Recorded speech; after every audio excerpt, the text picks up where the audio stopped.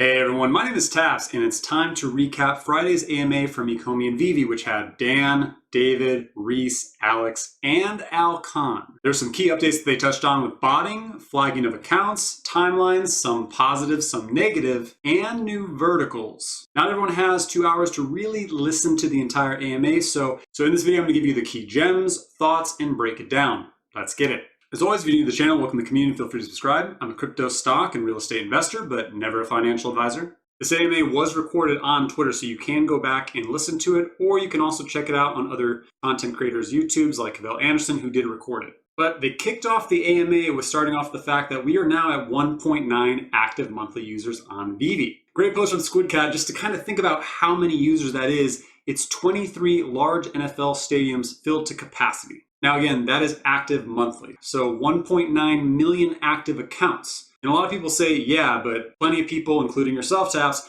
have more than one account. That is correct. But I'm also loading gems in multiple accounts. I'm still spending money in multiple accounts. And for Veve as a company, when they're approaching other brands and licensors, this is the number they're reporting on. So that count is important. One other thing that people might have missed that Reese said is that they migrated all the NFTs to Immutable X, but they said they migrated almost $2 billion worth of value of collectibles.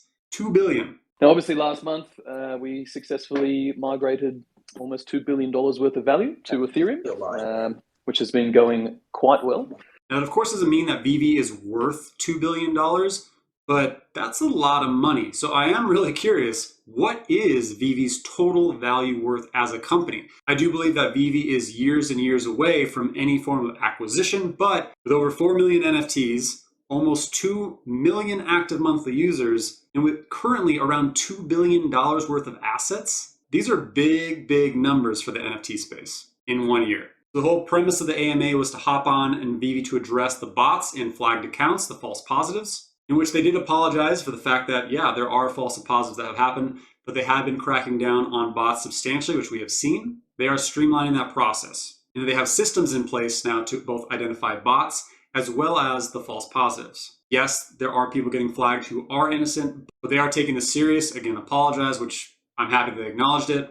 And that the wait times will be significantly shorter to regain access to those falsely flagged accounts. And they came out with this article, right? The bots and accounts restrictions, what you need to know. I'm happy that they put out an article on what is flagged and what is not. If you've not read this article, I highly recommend you do so, but there were some key points in this. To date, more than 300,000 accounts in total have been disabled for botting or similar activities.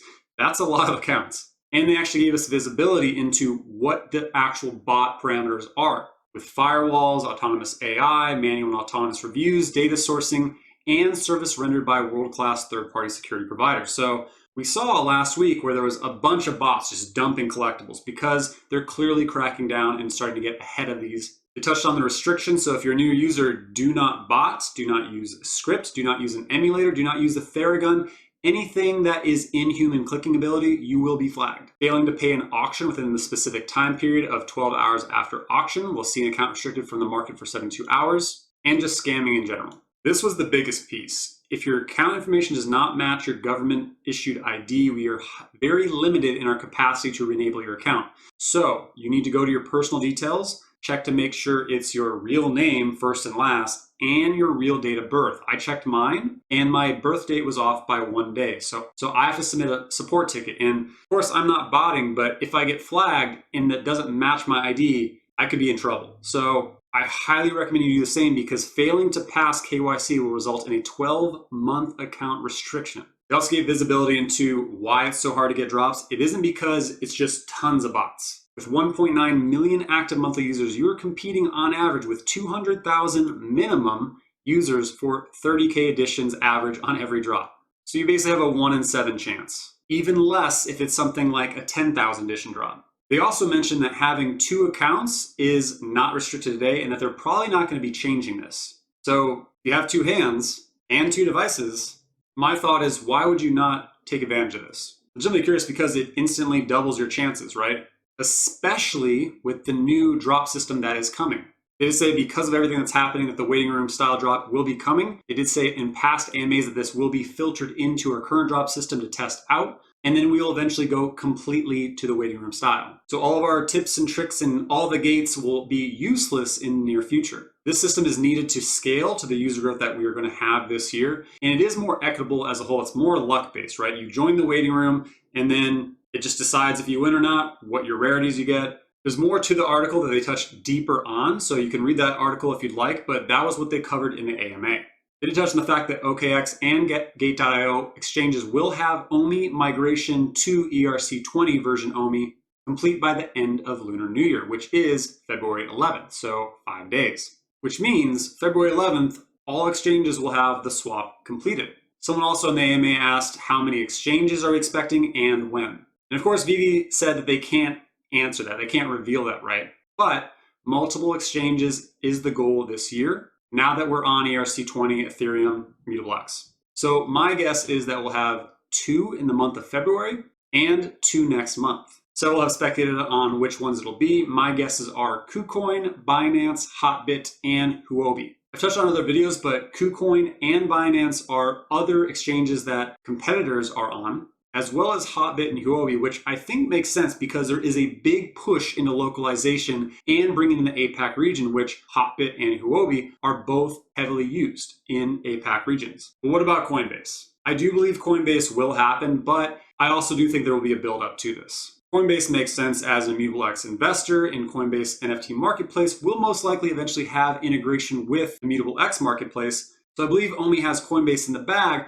but they're probably not going to reveal it until a little bit later this year because that will be massive. Reese did mention that the bridge, the ability to take L1 or L2 OMI and bridge it into L2 or L1, is coming next week as well. We got a first appearance of Al Khan in an AMA. So Al Khan did say this is going to be an incredible year for Veve, which we all know is going to happen.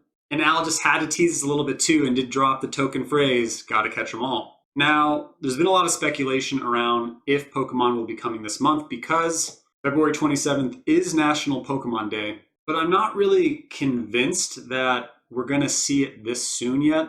Again, I think localization makes sense to have rolled out before we go down that path. But it also didn't help that at the end of the AMA, Alex G said that the end of February is going to be super spicy. So something big or a couple big things are happening at the end of this month. So I'm stacking some liquidity just for the end of the month because something is coming. I'm not thinking Pokemon, but something big. Maybe you actually hopped in on the AMA and went really into Pili Fantasy and just how big this brand is. And the value of the collectibles after the drop did not really hold. However, that doesn't mean that they won't once localization comes. So right now, they are very low value, but honestly, so was Ultraman for 6 months until people really started talking about localization. We saw more content around it, and look what happened. David touched on how highly collectible the physicals are and how they run for thousands of dollars, how hundreds of Asian NFT platforms actually approached Pili, and Pili actually chose Veve, which speaks volumes to Veve. And that Pili Fantasy has thousands of characters and that this is a multi-year partnership in which we will see a Series 2, a Series 3, and a Series 4. Dan added on to the piece about Pili on just kind of diving into the APAC user size in the app besides Australia, New Zealand, and Singapore, and how it's really a small portion of the Veve app user base today. Because of course we have Australia, New Zealand, and Singapore, but much less in China, Japan, India, Taiwan, Thailand, and yet the wider region is spending billions in digital collectibles. Dan also did say that they do prefer localization, the ability to actually have an app in their native language, which makes sense. So they're getting ahead of it, right? Before localization, before you can have Veve in Japanese, Mandarin, Hindi, Tagalog, Thai. So Veve is purposely building up some strong APAC-focused content to welcome the tidal wave that is going to be localization, which will make Veve a more cross-cultured app. Dan also touched on the fact that we will be expanding to the larger anime vertical this year, and that he specifically is a huge anime fan and can't wait to see some of his favorite anime characters in Veve. However, he wouldn't say who those are. Smart. But I'm guessing some of his favorites are some of our favorites and most of the world's favorites as well. Another key highlight that I caught was David, you actually said they're considering doing another product branch this year due to incredible growth in the app. So we know the Veveverse is coming this year, but what else can we expect? We have collectibles, we have comics, but what would be a great next digital product? How about something that makes users actually stay in the app for longer period of times?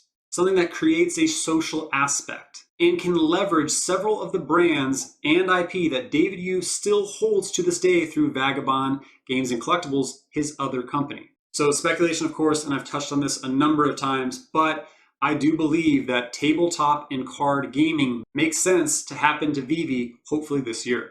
Now, on to some of the more disappointing news. Someone asked for an ETA on OMI staking, OMI Utility, and the Master Collector program being able to actually see your ranking and points. And Dan said we will most likely not see this until the end of Q2, but don't hold them to that, which anytime they've said that, it usually pushes even further out from there. So that's summer. Now, I'm not in a rush. It's more time to stack in my opinion, but this has been drawn out for a long time. But presumably another 5 months or so until OMI staking or OMI Utility even. Didn't expect that, and having MC point ranking visibility would make things a little bit more fun and a little bit more competitive with your collecting strategy. So having this kind of pushback is a bummer. We also got an update on MTL, the ability to cash out, which is the money transfer license, gem to fiat. They announced a second round of beta testers is happening next week. So the first round of beta testers basically had it for about 2 to 3 months based on this tweet that we had of almost 4 months ago. So I'm guessing this next round of beta testers will hopefully only have it for about a month, and then it starts rolling out to the general public. So again, we have to kind of guess timelines since everything keeps getting delayed. But that's a lot of accounts to roll out MTL to. So my guess is anywhere from 2.5 to 3 months before the general public can actually cash out. I'm cool with it. More time to stack, more time to collect, more time for values to rise. But many are getting impatient, including notable figures. We saw this tweet from Fred Durst, the lead singer of Limp Bizkit, who we had no idea was in the app, right? So do you have plans to actually fix your app so it works consistently in the near future? Seems like a wonderful idea. Also, it seems we're stuck with our gems. Any plans to let us cash out? So he's speaking in the way that he's been collecting for a while. So we keep seeing more and more channels and influencers and athletes and celebrities who are either secretly in Veve or are interested. Being able to cash out makes it all real, right? It makes Veve a money-making machine for users. It also lowers the barrier to entry for many, right? Some do not want to enter into Veve until they can actively cash out because it's been over a year now. Another ask from the community was, what about sports? We've heard about this vertical, we've heard things, but we haven't seen it yet. Is this vertical coming? Veve didn't say exactly when, but they did confirm that the sports vertical is coming this year. And the way they responded, it did sound like it will be more than one sport. So I honestly hope it's going to be something like baseball, NASCAR, football, and hockey. And some of you are probably like, Taps, what about basketball and soccer? Well, Top Shot has crushed with basketball. And Chili's and multiple other NFT platforms are all fighting over soccer. So I do hope that Veve tackles some of the other top 10 sports in the world that are not really being saturated as much as those. And Alex concluded the AMA by saying there's going to be 3 comic drops this week, so get prepared for that. I don't know what is coming Saturday, but again, the end of February is looking super spicy. So overall, I think we're all happy that they hopped on an AMA just to discuss the bots, the flagged accounts, and give some more visibility around it. They apologize on what has happened with the false positive accounts, shed visibility on the speculation that there are tons of false accounts getting banned, which is not the case. And they're planning to streamline the process. They did say they're going to be able to get to these accounts much quicker on helping get their accounts restored, so keep them honest. So we got some more information on the verticals, some updated timelines somewhat, and it sounds like they're going to be jumping back on the Ecomi YouTube channel to do more frequent AMAs as well. So a lot of things happening, but we don't really have an idea of necessarily when besides 2 main things. Keep an eye on your OMI bags because exchanges are on the horizon. And make sure that you have some gems stacked by the end of February because end of February is super spicy. So get ready. As always, I hope you found my content valuable, and if so, please hit the like button and leave a comment down below. The likes and comments appease the algo overlords and help my channel continue to grow. If you haven't yet, please hit the subscribe button, notification bell, future content. That's it for today. I'm Taps. Thank you for your time, man. Happy trading.